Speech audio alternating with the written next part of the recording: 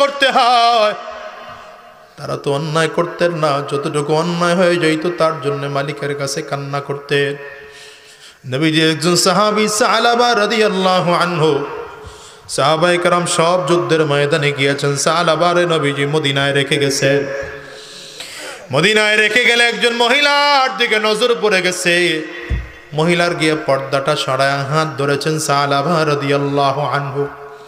যদি হাত দিয়ে কোনো পুরুষ বেগানা নারীর হাতটা ধরে তো এটা হাত ধরার গুনাহ হবে, জিনার গুনাহ হবে, হাত দিয়ে জিনা করার গুনাহ হবে।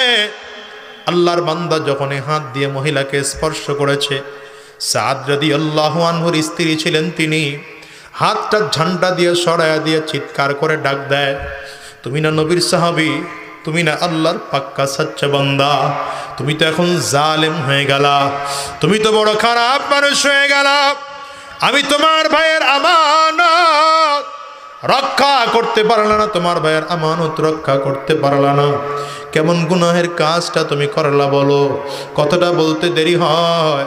সালাবা রাদিয়াল্লাহু আনহু মহিলার হাতটা ছেড়ে পাগলের মতো করে দৌড়াইতে আরম্ভ করেছেন। পাগলের মতো করে দৌড়ায় মদিনার শহর ছাইড়া পাহাড়ের চূড়ায় উঠে উঠে কান্না করতে আরম্ভ করেছে।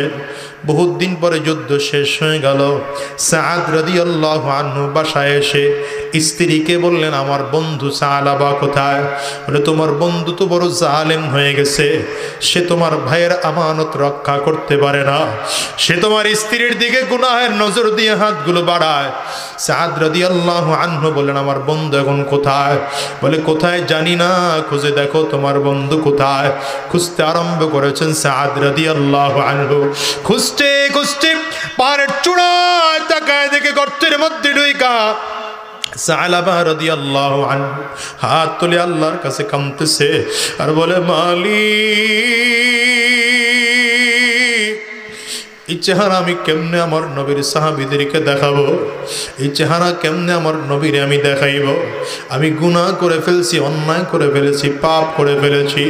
সাদ রাদিয়াল্লাহু আনহু গিয়ে হাত ধরলেন, সালাবা চলো চলো মদিনায় চলো। বলে, না মদিনায় যাব না, না চলো মদিনায় চলো। বারবার জোর করলে বললেন, তাইলে এক কাজ করো, আসামির যেমন কয়েদখানায় নেওয়ার জন্য হাতের মধ্যে বেড়ি লাগাইয়া রশি বান্ধিয়া টানে, তুমি আমার হাতের মধ্যে বান্ধিয়া রশি লাগাইয়া হাতের মধ্যে হ্যান্ডকাপ পড়ায় পড়ায় মদিনায় টানতে টানতে আমার নিয়ে যাইবা, যেন আমার দেখলে মদিনার মানুষ আসামি মনে করে। সাদ রাদিয়াল্লাহু আনহু টানতে টানতে নিয়ে আসছে সালাবাকে। আমার নবীর কাছে আমি যাব না, আমার বড় লজ্জা লাগে, ভয় লাগে, আমার একটু আবু বকর ভাইয়ের ঘরে নিয়ে যাও, দেখো আমার ভাই আমাকে ক্ষমার কোনো ফয়সালা করতে পারেন কিনা। নিয়ে আসছেন আবু বকর সিদ্দিক রাদিয়াল্লাহু আনহুর বাড়িতে। হযরত আবু বকর সিদ্দিক পুরো ঘটনা শুনে বললেন, ভাই ক্ষমা করা না করা আল্লাহ পাকের ব্যাপার, তবে তুমি আমার ঘর থেকে বের হইয়া যাও, এত বড় গুনাহগার তুমি আমার ঘরে থাকতে পারবে না। বের করে দিলেন আবু বকর তার ঘর থেকে। চলে আসছেন ওমর ফারুকের বাড়িতে, হযরত আমারও ঘর থেকে বের করে দিলেন, বললেন তুমি আমার ঘর থেকে বের হইয়া যাও। চলে আসছেন ঝুর বাড়িতে, হযরত আলী রাদিয়াল্লাহু আনহু তার ঘর থেকে বের করে দিলেন। আরে দুনিয়ার যুবক সালাবা রাদিয়াল্লাহু আনহু বললেন, ভাই নবীর কাছে যাইতে চাইছিলাম না, এখন দেখি আমার ভাই আবু বকর ওমর আলী কেউ আমার ক্ষমার ব্যবস্থা করতে পারলো না, আমি গুনাহগার হয়ে মরতে চাইলাম, আমার নিয়ে নবীর কাছে চলো। রহমাতুল লিল আলামিনের দরবারে যাইয়া সালাবা বারবার করে কথাগুলো বলে। আমার নবী বললেন, ক্ষমা করা না করা আল্লাহ পাকের ব্যাপার, তুমি যে অন্যায় করেছো তুমি আমার দরবারেও থাকতে পারবে না, আমার দরবার থেকে বের হইয়া যাও। সালাবার যখন নবীজি তার দরবার থেকে বের করে দিলেন, সালাবার মেয়েটাও ডাক দেয়, আব্বু এতক্ষণ তোমার নবী যখন ঘরে রাখতে পারে নাই, আবু বকরও রাখতে পারে নাই, আমারও যখন তার ঘর থেকে বের করে দিয়েছে, আলীও যখন তার ঘর থেকে বের করে দিয়েছে, আমি আমার ঘরে তোমারে নিয়ে যাইতে পারবো না, তুমি আমার ঘরেও যাইতে পারবো না, মদিনা থেকে বের হইয়া যাও। সালাবা রাদিয়াল্লাহু আনহু কাঁদতেছেন আর মদিনা ছেড়ে যাইতেছে। একদিন, 2 দিন হয়ে গেল, 3টা দিন পর জিবরিল আসছেন নবীজির কাছে, পয়গম্বর আপনার সালাবা কই? কেন রে আপনার দরবার থেকে বের করে দিছে? ও তো আমার উম্মত, আমার বান্দা। আমার বান্দা যখন অন্যায় করে আমি আল্লাহর কাছে মাফ চাই, আমি আল্লাহ তাআলা বান্দারে ক্ষমা না করে পারি না, ক্ষমা না করে পারি না। তাড়াতাড়ি করে যান, আমার সাহাবা কই একটু খুঁজে বের করেন। নবীজি মসজিদে নববীতে এসে সাহাবায়ে কেরামদেরকে বলে, সাহাবীরা সাহাবারে তাড়াতাড়ি করে খুঁজে খুঁজে বের করো। হযরত সাহাবা রাদিয়াল্লাহু আনহুকে ডাকার জন্য আবু বকর সিদ্দিক দাঁড়াইলেন, হুজুর আমি যাব। হযরত ওমর কয়, হুজুর আমিও যাব। উসমান, হযরত আলী রাদিয়াল্লাহু আনহু বলেন আমিও যাব। 3 জনের সাথে হযরত সালমান ফারিসি রাদিয়াল্লাহু আনহু বললেন, পয়গম্বর আমি মুরব্বি সাহাবী, আমিও যাব, আমিও যাব, আমিও যাব। 4 জন মিলে রওনা করেছেন। 4 জন মিলে খুঁজতেছেন, কোথায় খুঁজে পায় না। মদিনার অলিতে গলিতে খুঁজে কোথাও পায় না। হঠাৎ করে পাহাড়ের কিনারায় রাখালরা ছাগল চড়াইতেছে। এদেরকে জিজ্ঞাসা করে, ভাই এমন চেহারার একজন মানুষ, নাম তার সালাবা, তারে তোমরা চিনো নাকি? পশু প্রাণীর রাখালরা বলে আমরা তারে চিনি না, তবে এমন একজন মানুষ আছে যেই মানুষটা প্রতিদিন পাহাড়ের চূড়া ওইটা রাত্রিবেলা চিল্লায় চিল্লায় জাহান্নামের আযাব থেকে মাফ চায়। তোমরা কি তারে খুঁজতেছো নাকি? তার চিল্লানির এত আওয়াজ, তার আওয়াজের কারণে আমাদের বাচ্চারাও ঘুমাইতে পারে না, আমাদের পশু প্রাণীগুলো ঘুমাইতে পারে না। তোমরা কি তারে খুঁজতেছো নাকি? হযরত ওমর কয়, ভাই মনে হয় সাহাবারে পেয়ে গেছি। জাহান্নামের আযাব থেকে কেইবার মাফ চাবে এই মনে হয় সাহাবা হবে। পাহাড়ের চূড়ায় উঠে অন্ধকারে দাঁড়াইয়া আছে। আস্তে আস্তে করে রাত গভীর হইতেছে।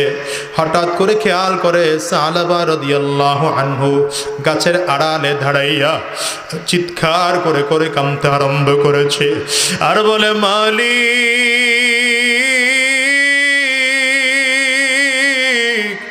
আমি এত বড় গুনাহগার।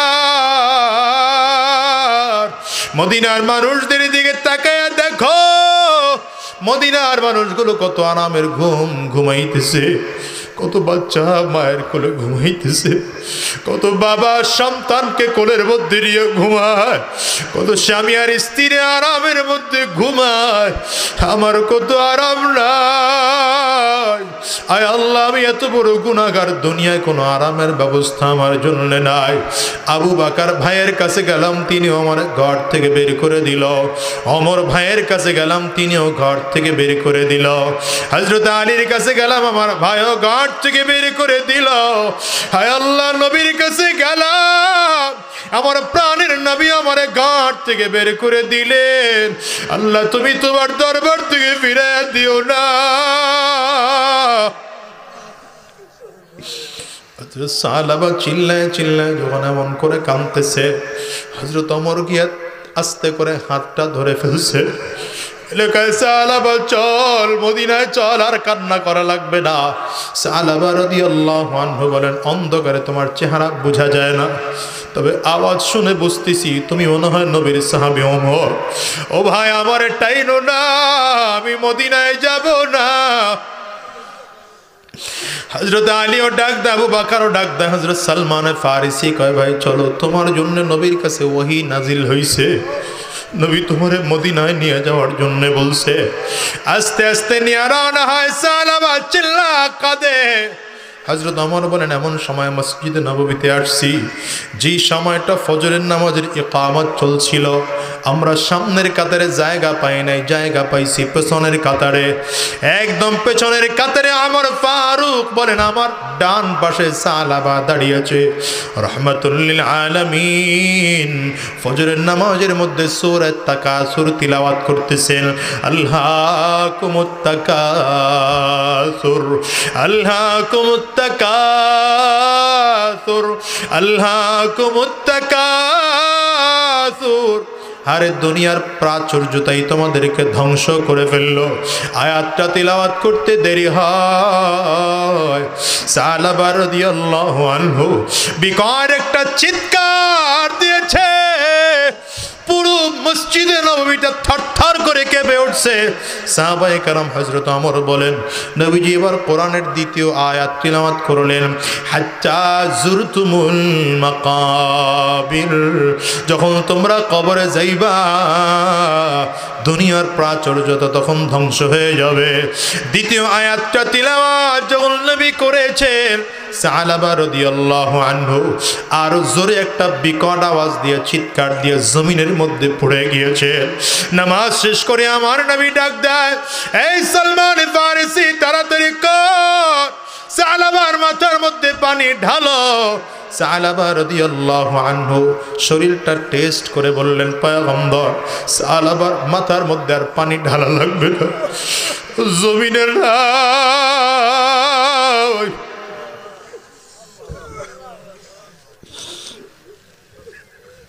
সালাবা চিৎকার দিয়ে জমিন থেকে বিদায় বিদায়। পয়গম্বরে আরবি রহমাতুল লিল আলামিন আমার নবী নিজেই সালাবা রাদিয়াল্লাহু আনহুর জানাজার ইমামতি করলে, আমার নবী নিজেই হাতে কাফনের কাপড়টা পড়াইলেন। হযরত সালাবার লাশ নিয়ে যখন কবরের দিকে রওনা হয়, সাহাবায়ে কেরাম তাকিয়ে তাকিয়ে দেখেন রাহমাতুল লিল আলামিন পুরো পায়ের উপরে ভর না করে বুড়া আঙ্গুলের মধ্যে ভর দিয়া একটু জায়গা জায়গা জায়গা জায়গা সামনের দিকে হাঁটে। সাহাবায়ে কেরাম দাঁড়িয়ে আছে, কবরদা শেষ হয়ে গেল, নবীর দিকে তাকায় ডাক দে, পয়গম্বর আপনি এমন করে কেন হাঁটলেন? নবী আমার ডাক দে, সাহাবীরা শোনো, সালাবার লাশ নিয়ে যখন কবরের দিকে যাইতেছিল, সালাবার জানাজায় এত পরিমাণ আসমান থেকে ফেরেশতা নাজিল হয়েছে, তাদের পরগুলো সালাবার লাশের নিচে বিছায় দিছে। আমি হাঁটার মতো জায়গা পাই না, এই জন্য বুড়া আঙ্গুলের মধ্যে ভর করে করে সামনের দিকে আগাইছি। আমার কলিজার টুকরা যুবক, আমিও তোমাদেরকে বলে যাই, গুনাহ হয়তো করতে মনে চাবে, কারণ আল্লাহ গুনাহ করার সরঞ্জাম আমাদের সব তোমার আমার মধ্যে দিয়ে আল্লাহ তোমারে আমারে বানাইছে। কিন্তু সাবধান সাবধান, গুনাহ নিয়ে কবরে যাওয়া যাবে না। ওই কবর বড় ভয়ঙ্কর, কবর বারবার করে ডাক দেয়, আনা বাইতুজ জুলমা, আনা বাইতুল ওয়াহদা, আনা বাইতুত তুরাব। আমি বড় একাকের ঘর, আমি বড় অন্ধকার ঘর, আমার কাছে সাথী নাই, বাতি নাই, বাড়ি নাই, দুনিয়ার কিছু নাই। আমি শুধু চিনি আমল, ভালো আমল করে যদি আসতে পারো আমি কবর ভালো আচরণ করব, আর যদি ভালো আমল করে আসতে না পারো কবর ভরার দল।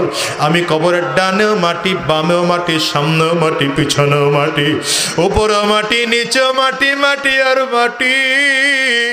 আমি কবর দুই দিকের মাটি একত্রিত হইয়া গুনাহগারের লাশটারে এত জোরে চাপ মারব, একটা পাজরের হাড্ডি কিন্তু আর একটা পাজরায় নিয়ে পৌঁছাইয়া দেব। ও দুনিয়ার যুবকেরা, গুনাহ নিয়ে মালিকের কবরে যাওয়া যাবে না। যারা গুনাহ করে ফেলছো আমার আল্লাহর কাছে মাফ চাও, ক্ষমা চাও, কারণ গুনাহগার মালিকের কবরের আযাব সহ্য করতে পারবে না, হাসরের ময়দানের আযাব সহ্য করতে পারবে না, মিজান ও পুলসিরাতের আযাব সহ্য করতে পারবে না। ও দুনিয়ার যুবকেরা, দুনিয়া আসার সিরিয়াল আছে, আল্লাহর কসম করে বলে গেলাম যাওয়ার কিন্তু কোনো সিরিয়াল নাই। দুনিয়া আসার সময় আগে দাদা, তারপরে বাবা, তারপরে সন্তান আসে। যাওয়ার সময় এমন হয় দাদা জমিনে থাকে, নাতি জমিন থেকে বিদায় হয়, বাবা জমিনে থাকে, সন্তান জমিন থেকে বিদায় হয়। তোমার আমার ক্ষেত্রে এমন হতে পারে কি পারে না? একটু আওয়াজ করে বলো বাজার। আজকের এই মাহফিলটাও তোমার আমার জীবনের শেষ মাহফিল হতে পারে, আজকের এই মোনাজাতটাও তো তোমার আমার জীবনের শেষ মোনাজাত হতে পারে, আজকের এই রাত তোমার আমার জীবনের শেষ রাত হতে পারে। আজকের এই মাহফিলটার থেকে মালিকের কাছে ওয়াদা করে বিদায় হও, যতদিন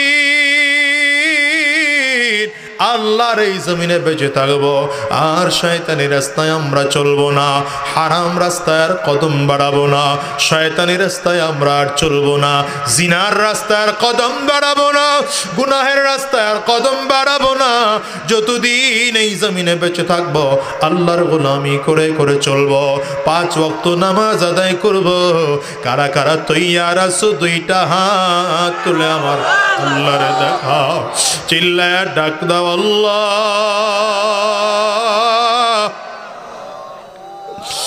জবান খুলে চোখের পানি ফালাইয়া ডাক দাও আল্লাহ। চোখে যদি পানি না আসে কান্নার বান্দরে ডাক দাও,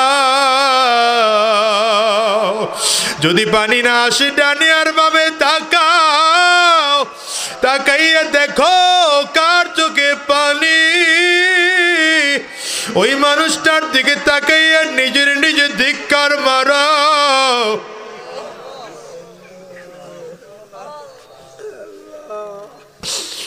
মালিকের